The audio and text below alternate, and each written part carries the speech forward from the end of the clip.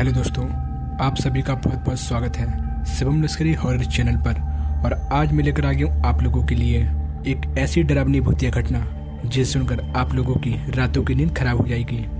दोस्तों, कहानी में आगे बढ़ने से पहले अगर आप लोग मेरे चैनल पर नए हो तो चैनल को सब्सक्राइब कर दीजिएगा, साथ ही बेल आइकन भी ऑल पे कर लीजिएगा। इससे क्या होता है कि जैसे मैं कोई न्यू वीडियो बनाऊंगा दोस्तों तो सबसे पहले आपके पास पहुँचेगी। तो चलिए दोस्तों, बिना देरी करते कहानी को शुरू करते हैं। आज जो मैं आपको कहानी सुनाने जा रहा हूँ ये है अजय की। अजय जयपुर का रहने वाला है और इसकी उम्र 26 वर्ष है और इनके साथ जो घटना हुई थी वो सन 2015 में हुई थी। बात यह है कि होटल मैनेजमेंट की मेरी पढ़ाई शुरू हुई थी और उस समय मैं अपने कॉलेज के हॉस्टल में रहता था।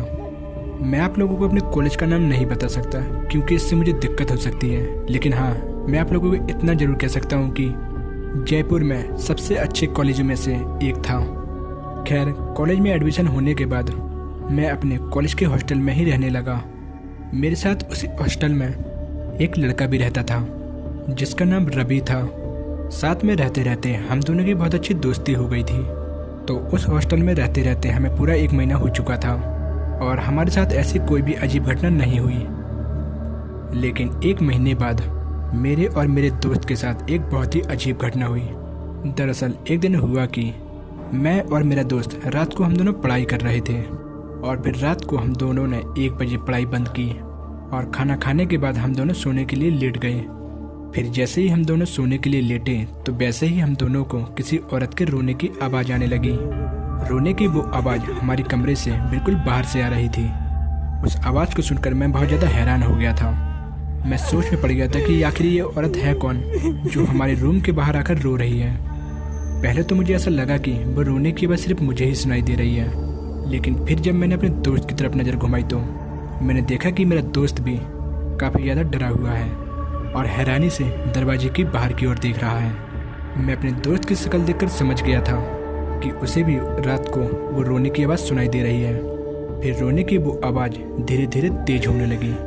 वो आवाज़ ऐसी थी कि जैसे कि कोई औरत बहुत तेज़ी से चिल्ला चिल्ला कर रो रही हो। वो आवाज़ सुनने में बहुत ही ज़्यादा भयानक थी और वो आवाज़ हमारे कमरे के बिल्कुल बाहर से आ रही थी। उस रोने की आवाज़ से मैं और मेरा दोस्त हम लोग बहुत ज़्यादा डर गए थे। हम दोनों उस रात डर के मारे एक दूसरे से चिपक गए थे। लेकिन कुछ देर बाद ही धीरे धीरे वो आवाज़ वो आवाज़ अचानक से बंद हो गई। मैं और मेरा दोस्त बहुत ही मुश्किल से उस रात हम दोनों सो पाए। फिर अगले ही दिन हम लोगों ने अपने हॉस्टल के बगल में रहने वाले रूममेट से बात की और पूछा कि क्या कल रात को भी तुमने किसी औरत के रोने की आवाज़ सुनी थी। तो उन्होंने हमें बताया कि उन्होंने कल रात को किसी भी औरत के रोने की आवाज़ नहीं सुनी थी। ये बहुत ही हैरान कर देने वाली बात थी क्योंकि वो औरत के रोने की आवाज़ बहुत ही ज़्यादा तेज़ थी, इसलिए हमारे अलावा उस आवाज़ का किसी और को ना सुन पाना अपने आप में बहुत ही अजीब बात थी।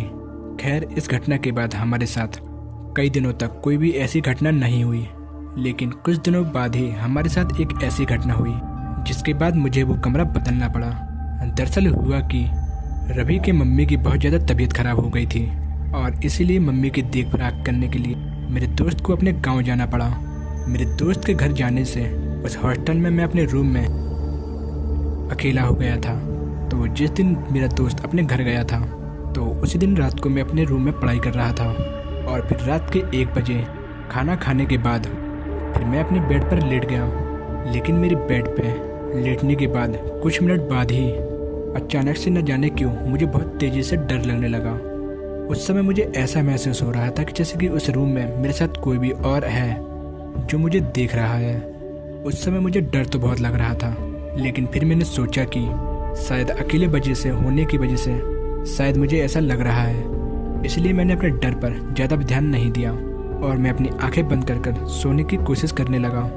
लेकिन जैसे ही मैंने अपनी आंखें बंद की तो फिर वैसे ही मुझे किसी के पायल की आवाज़ आने लगी।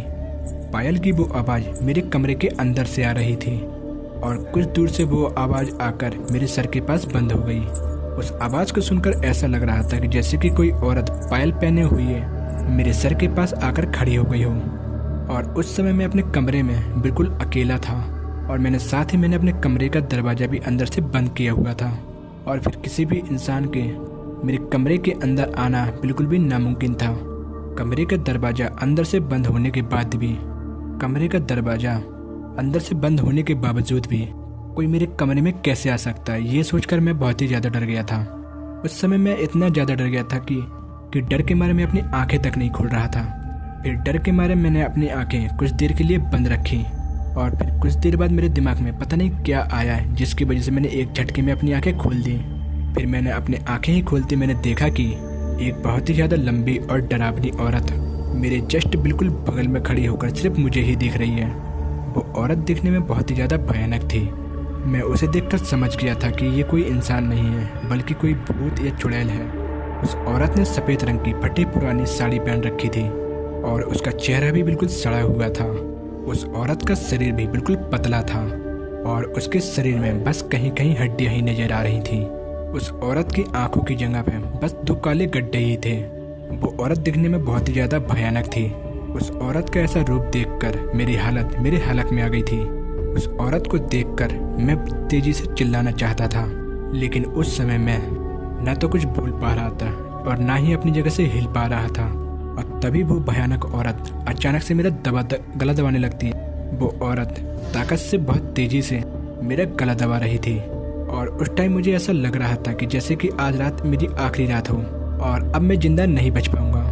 लेकिन तभी मैंने अपनी आंखें बंद करी और बजरंगबली को मनी मनी याद करने लगी। और फिर जैसे ही मैंने हनुमान जी को याद किया और फिर वैसे ही वो भयानक औरत अचानक से कहीं गायब हो गई। उस औरत के वहाँ से गायब होने के बाद मैं वहाँ एकदम नॉर्मल हो गया। फिर मैंने अपने साथ बगल में सो रहे अपने लड़कों को जगाया और उनको अपने साथ हुई पूरी घटना बताई। लेकिन पहले तो उन लड़कों को मेरी बात पर कोई भी विश्वास नहीं हुआ, लेकिन जब उन्होंने मेरे गले पर बने उंगलियों के निशान देखे फिर वो भी समझ गए कि सच में मेरा किसी ने गला दबाने की कोशिश की है। उसके बाद फिर मैंने वो रात उन लड़कों के साथ ही उस कमरे में बिताई दूसरे वाले। और फिर इस घटना के अगले दिन बाद ही मैंने वो कमरा खाली कर दिया। मेरे कमरा खाली करने के कुछ दिनों बाद ही जब मेरे दोस्त को यह बात पता चली तो उसने भी वो कमरा खाली कर दिया। इस घटना के कई दिनों बाद तक भी उंगलियों के निशान मेरे गले पे बने रहे थे। अपने साथ हुए इस हादसे से मैं बहुत ज़्यादा डर गया था और इस घटना के बाद से ही रोजाना हनुमान चालीसा का पाठ करना शुरू कर दिया, जिसके बाद से दोबारा कभी मेरे साथ ऐसी डरावनी घटना नहीं हुई। तो दोस्तों ये थी आज की सच्ची भूतिया घटना। दोस्तों उम्मीद है आप लोगों को ये मेरी कहानी पसंद आई होगी। और दोस्तों आप लोगों को रियल सच्ची भूतिया घटना सुनना पसंद है तो आप लोग मेरे चैनल को सब्सक्राइब कर लीजिए, क्योंकि मैं सच्ची घटना पे आधारित वीडियो बनाता हूँ। और दोस्तों आप लोगों को ये वीडियो कैसी लगी मुझे कमेंट सेक्शन में ज़रूर बताइएगा। तो दोस्तों आज का वीडियो यहीं समाप्त होता है। मिलते हैं आपको ऐसे एक अगली वीडियो में, तब तक के लिए बाय।